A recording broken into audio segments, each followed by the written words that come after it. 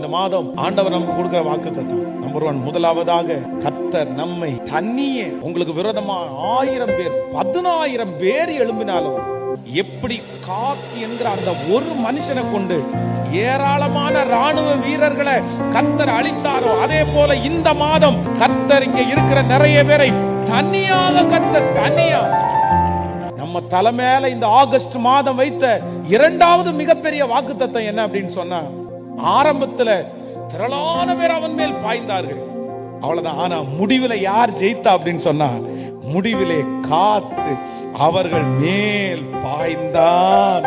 ஆண்டவர் சொல்லுகிறார், இந்த காரியத்தினுடைய முடிவு ஜெயம் உங்க பக்கம்தான், வெற்றி உங்க பக்கம்தான். கர்த்தர் இந்த மாதம் வாக்கு கொடுக்கிறார், உங்களையும் என்னையும் ஆண்டவர் ஜெயிக்க பண்ண போகிறார். இந்த ஆகஸ்ட் மாதம் கர்த்தர் கொடுக்கிற மூன்றாவது வாக்குத்தத்தம் காத் ஏராளம்.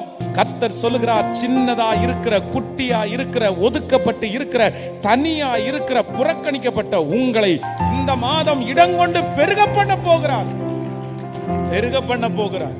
கடைசியாய் ஆண்டவர் இந்த ஆகஸ்ட் மாதம் நமக்கு கொடுக்கிற பெரிய வாக்குத்தத்தம் என்ன அப்படின்னு சொன்னா, இனி நீங்கள் ஒன்றையும் இழப்பது இல்லை. நீங்கள் இனி ஒன்றையும் இழப்பதில்லை. இந்த மாதம் உங்களுக்காகவே உள்ள மாதம். ஆமென் சொல்லுங்க.